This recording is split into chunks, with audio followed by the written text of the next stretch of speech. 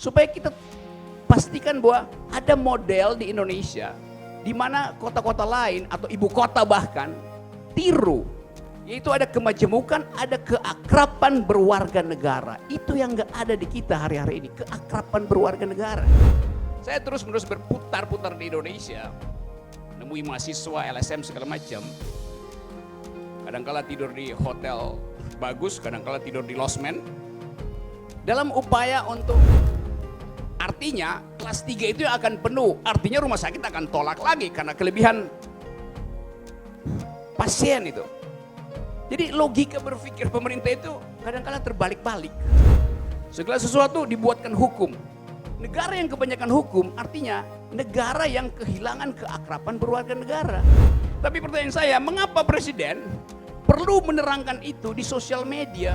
Jadi Jakarta adalah ibu kota, pindah. Depok adalah ibu kota intelektual.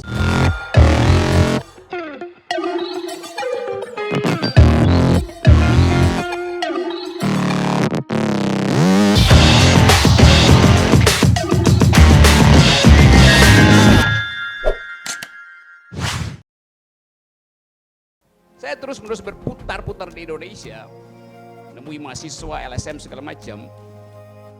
Kadangkala tidur di hotel bagus, kadangkala tidur di losmen, dalam upaya untuk memproduksi pikiran. Hanya itu keinginan saya itu. Karena problem kita adalah kita defisit pikiran, karena kita mudah ditipu oleh asing, mudah ditipu oleh bangsa sendiri, bahkan saling menipu tuh.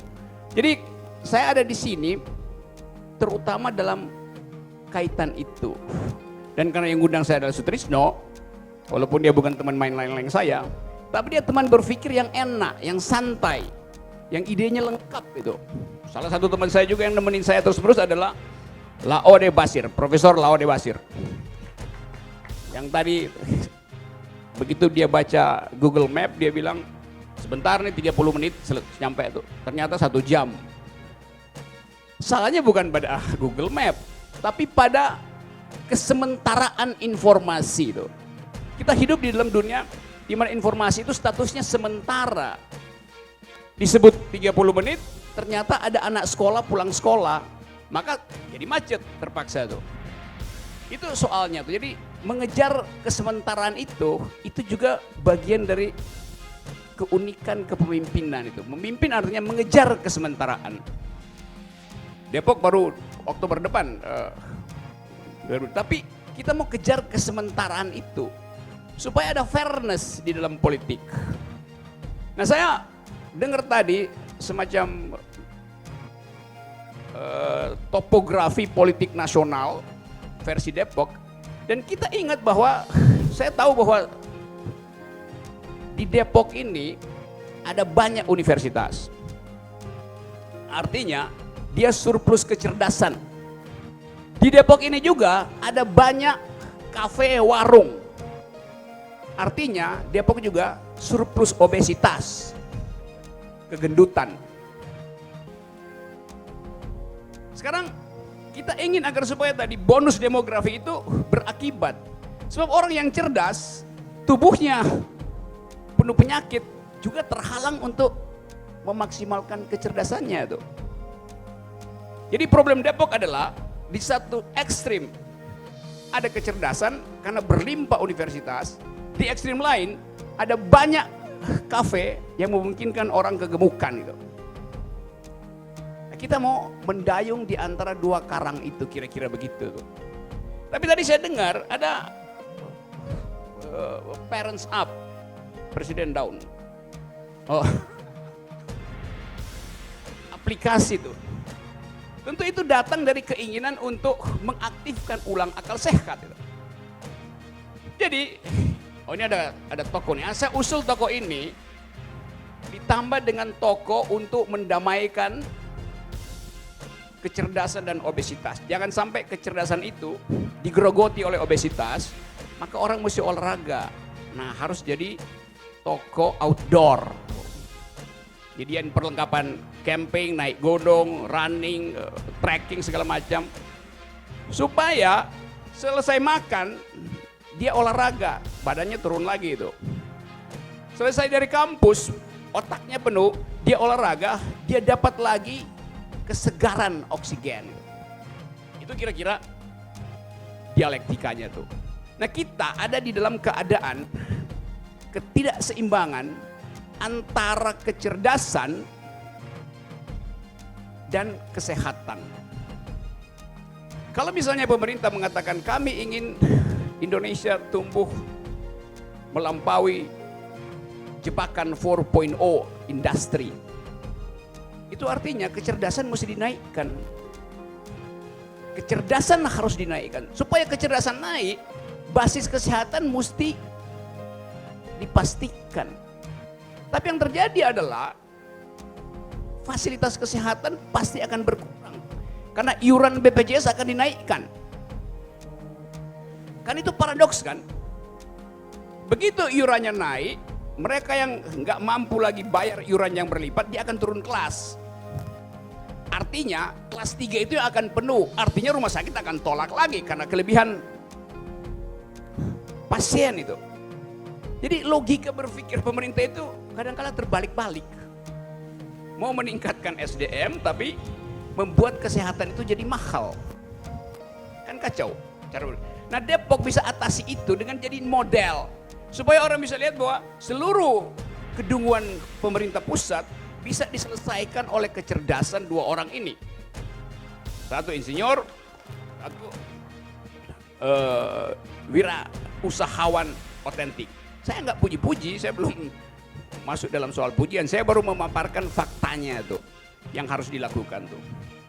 Jadi dari awal yang disebut sebagai Depok dalam pusaran politik dan ekonomi nasional adalah dalam upaya menjadikan Depok itu showcase, ruang pamer tentang atau miniatur dari Indonesia tuh. Apa yang mesti dilakukan sebetulnya?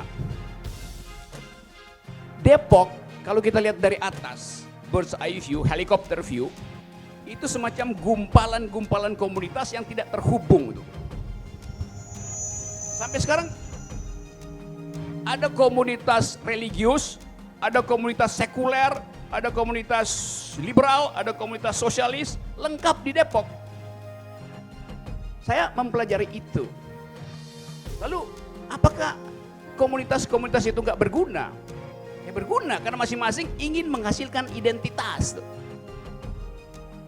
Supaya dia nggak jadi friksi, maka pemimpin baru Depok harus mampu untuk bermanuver di antara identitas-identitas itu.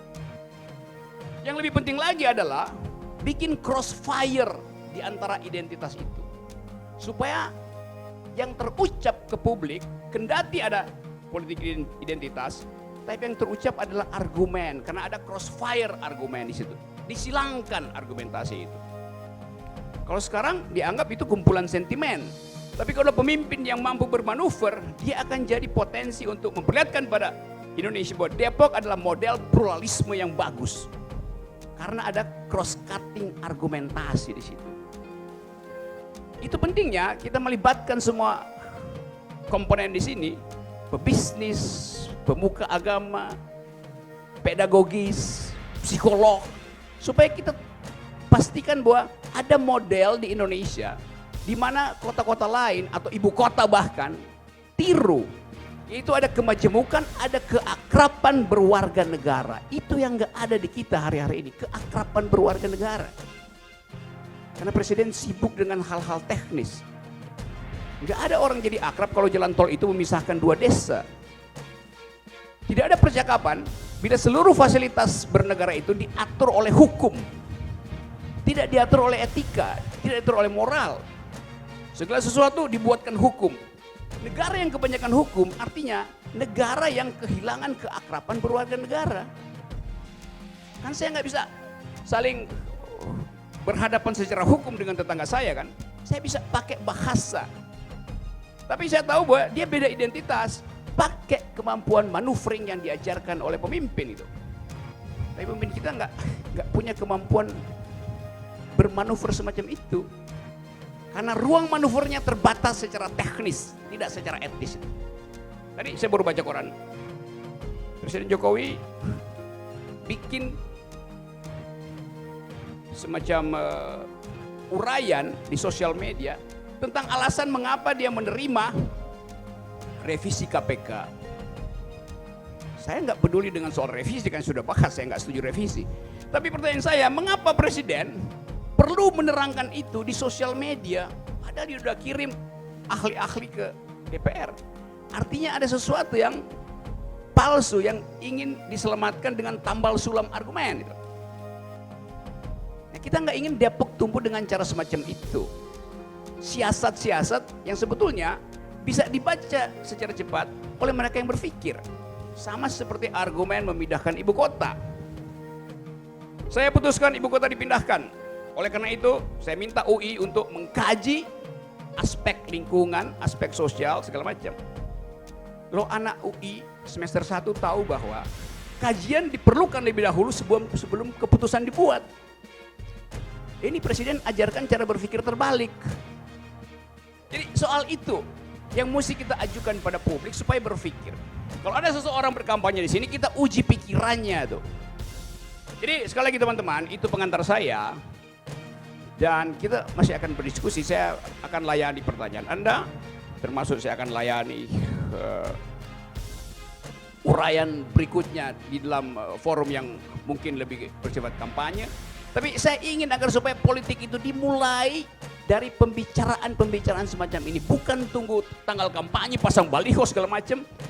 Kita nggak bisa berdebat terhadap isi baliho. Tapi kalau di sini kita bisa mulai mempersoalkan misalnya, memang dasar orang buat memimpin hanya karena punya 10 institusi di belakang sana. Acep bisa katakan memang, tapi saya pilih institusi yang disebut parents up.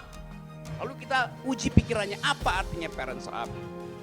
Mengapa sekolah tidak mampu untuk menghasilkan kecerdasan tambahan? Kendati kurikulum sudah dipadatkan dan anak sekolah itu hampir 37 jam ada di sekolah setiap hari itu. Ditambah dengan mimpinya itu. Jadi apa? Nggak mungkin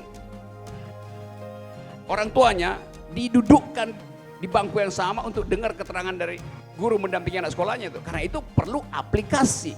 Jadi teknologi membantu kita mengakrabkan warga negara dengan sekolah, guru dengan orang tua, dan komunitas dengan institusi.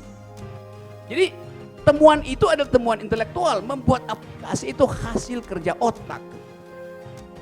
Jadi sekali lagi saudara-saudara, terima kasih mengundang saya di sini dan percakapan ini adalah percakapan yang harus jadi percakapan bermutu karena dimulai dengan niat untuk menjadikan Depok sebagai pusat pengetahuan Indonesia.